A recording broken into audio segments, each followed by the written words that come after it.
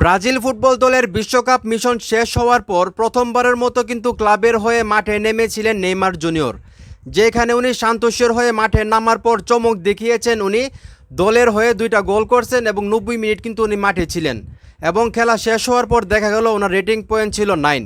তো চিন্তা করে দেখেন, যে ফুটবলারটাকে বিশ্বকাপে প্রপারলি সুযোগই দেওয়া হয় নাই খেলার জন্য, সেই ফুটবলারটা বিশ্বকাপ মিশন শেষ হওয়ার পর যখন প্রথম ক্লাবের হয়ে খেলতে গেছেন, সেখানে উনি জোড়া গোল করছেন, 90 মিনিট মাঠে ছিলেন এবং সেই সঙ্গে ওনার রেটিং পয়েন্ট 9। আমরা সবাই জানি ব্রাজিল ফুটবল দলে উনি 2026 ফুটবল বিশ্বকাপের স্কোয়াডে থাকলেও ওনাকে কিন্তু প্রপারলি সুযোগ দেওয়া হয় নাই।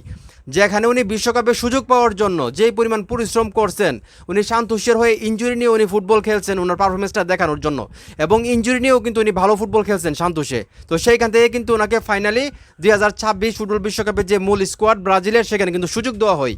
কিন্তু সুযোগ দেওয়া দিলে কি হবে, ওনাকে কিন্তু মাঠে নামানো হয় নাই। আমরা যদি দেখি গ্রুপ পর্বে ওনাকে লাস্ট ম্যাচে একটু নামানো হয়েছিল, তারপর কিন্তু ওনাকে ওইভাবে নামানো হয় নাই, মানে একটা ম্যাচের মধ্যে ওনাকে 90 মিনিট খেলার সুযোগ দেওয়া হয় নাই। সেখানে চিন্তা করে দেখে নেইমার জুনিয়র, যাকে লিওনেল মেসির সঙ্গে তুলনা করা হয়, যাকে ক্রিস্টিয়ানো রোনালদোর সঙ্গে তুলনা করা হয়, সেই নেইমার জুনিয়র উনি ফিট ছিলেন সম্ভবত, তারপরে ওনাকে কোচ মাঠে নামান নাই।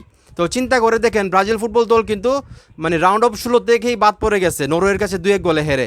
সেখানে নেইমার জুনিয়র একটা গোলও করছিল এবং এই একমাত্র একটা গোল মানে এই নেইমার জুনিয়র এই 2026 ফুটবল বিশ্বকাপে করছিল। তো উনি যদি প্রপারলি প্রথম থেকে সুযোগ পাইতেন, মানে নকআউট পর্ব তো পরের কথা, উনি যদি যে গ্রুপ পর্বের ম্যাচগুলো আসছিল সেখান থেকে যদি একদম শেষ পর্যন্ত সুযোগ পাইতেন, আমার মনে হয় রেজাল্টটা অন্যরকম হইতে পারতো ব্রাজিল ফুটবল দলের। হয়তোবা ব্রাজিল ফুটবল দল ফাইনাল পর্যন্ত যাইতে পারতেন বা ফাইনালও যাইতে পারতেন যদি নেইমার জুনিয়র প্রত্যেকটা ম্যাচে প্রথম থেকে শেষ পর্যন্ত খেলতো। ওনাকে কেন সুযোগ দেওয়া হয়নি সেটা আমি বুঝতে পারতেছি না। যেহেতু উনি ক্লাব সান্তোসের হয়ে প্রথম থেকে শেষ পর্যন্ত খেলতে পারেন 90 মিনিট 95 মিনিট, উনি জোড়া গোল করতে পারেন, ওনার রেটিং পয়েন্ট 9 থাকে, তাহলে কেন ওনাকে আসলে সুযোগ দেওয়া হয়নি সেটা আসলে আমার মাথায় আসে না।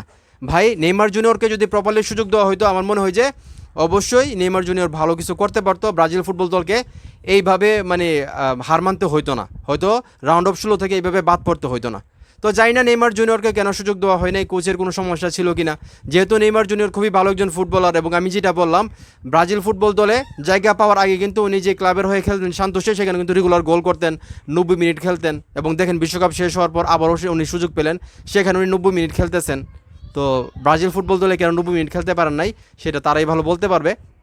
এবং আমি যেটা বললাম, যদি নেইমার জুনিয়র 90 মিনিট করে খেলতে পারতো প্রত্যেকটা ম্যাচ, হয়তো বা রেজাল্ট অন্যরকম হইতো, ব্রাজিল ফুটবল দল হয়তো বা এরকম নকআউট পর্ব থেকে বাদ পড়তো না, হয়তো বা তারা সেমিফাইনাল ফাইনাল পর্যন্ত যাইতে পারতো। আমার যেটা মনে হইতেছে আর কি। বাকিটা আসলে যারা নেইমার জুনিয়রকে ভালোবাসেন, যারা ব্রাজিল ফুটবল দলের ভক্ত আছেন, আপনারাই ভালো বলতে পারবেন যে নেইমার জুনিয়র যদি শেষ পর্যন্ত খেলতো প্রত্যেকটা ম্যাচ, আসলে ব্রাজিল ফুটবল দল আরও ভালো পারফরমেন্স করতে পারতো কিনা। তো আপনাদের কি মনে হয়, নেইমার জুনিয়রের সঙ্গে কি অন্যায় করা হয়েছে যে ওনাকে আসলে প্রপারলি সুযোগ দেওয়া হয় নাই?